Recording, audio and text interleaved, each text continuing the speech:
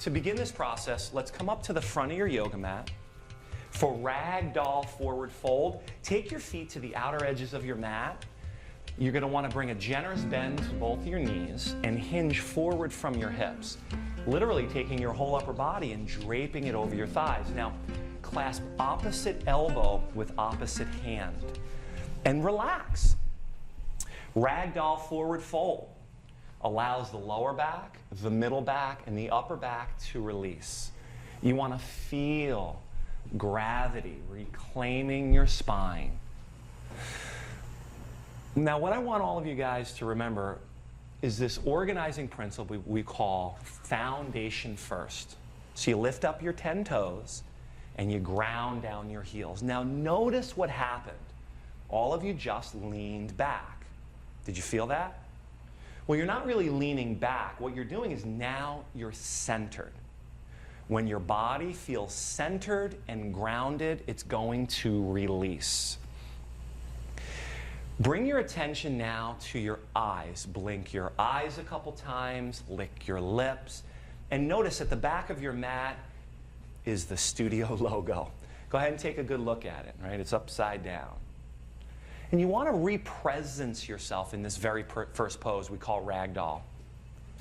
Represencing is just coming out of your head and coming into the moment.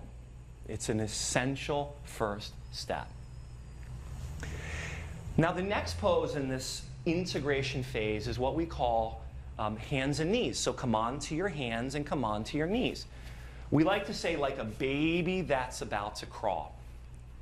Now, this is going to set us up for child's pose. So take your knees apart, bring your big toes together, and slowly pull your hips straight back to your feet. Outstretch your arms to the front of the mat and rest your forehead down. Before every practice, my team and I ask you to remember why you're here. It's very important. We call it an intention. You start to detect your intention. What is it about your practice? What do you want to release? What do you want to let go of? What do you want to stretch?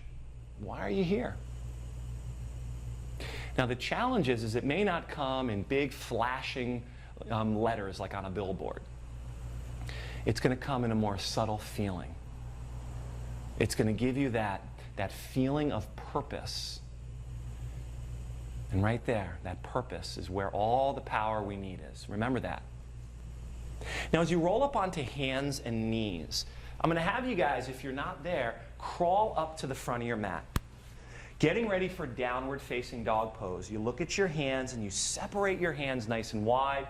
You also spread every one of your fingertips. Now curl your toes into the yoga mat and send your hips skyward. Perfect. Your bodies are now like inverted V's. So just take a moment to let it register. You know what I mean by that? In your mind's eye, begin to see the shape your bodies are in. Good. Now to broaden your base, I'm going to ask you to walk your feet back a little bit. To let your heels come up a tad and to bring a micro bend to your knees. Now this is important because the hamstrings are really tight in the beginning and you don't want to pull on them just yet. What we want to do is lengthen out the spine. So you pull your hips up and back to where the ceiling and the wall meet and you press your palms firmly down. Allow your eyes to see your toes, the back of your mat. And now you come into some deep, full breathing. Take a couple of those deep, full breaths.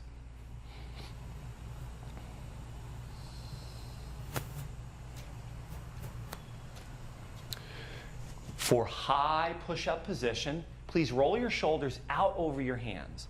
And make some basic adjustments here. You've got your shoulders over your hands. You've got your balls of feet digging into the mat. Now, without taking your body's weight out of your arms, gently place your knees to the earth. Good. You're going to bend your elbows and slowly lower your bodies all the way to the yoga mat. Now, as soon as you hit the earth, you're going to lift your hands up an inch from where they are. You're going to lift your legs up an inch from where they are and lift up your chest. And just breathe here. Shifting your attention now to your lower back, to your middle back, right up here, right between your shoulder blades, and to your upper back. Beginning to enliven, to lengthen, and to strengthen your spine.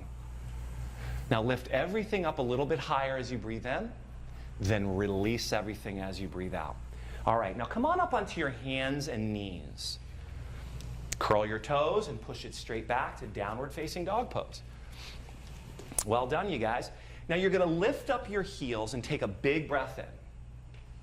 As you exhale, bend your knees a lot, look up at your hands and slowly walk to them. And what we'll do is come full circle into ragdoll forward fold again. Do you remember? You step your feet to the outer edges of your mat, you clasp opposite elbow with opposite hand, and you just heavy your bodies down. Now here in the second ragdoll of our integration phase, I want you to notice something. I want you to notice that we really haven't done much. But notice how much has already begun to open. Feel your hamstrings beginning to broaden and loosen up a little bit. Feel how your back is beginning to come undone. Some of those knots loosening, some of those springs uncoiling. Notice when you allow your eyes to rest at the back of your mat, there may be a little bit more clarity there. Now take a big full body breath in. And as you exhale, you're going to release your hands and heel toe your feet together. Now this is really important that you heel toe them all the way together. Awesome. Now bend your knees a lot and slowly roll up to standing. Excellent. Now sweep your arms up above you. Look up at your hands, take a full breath in, and draw your hands right down to prayer as you breathe out. Now let's begin by chanting 3 deep Om. Breathe in.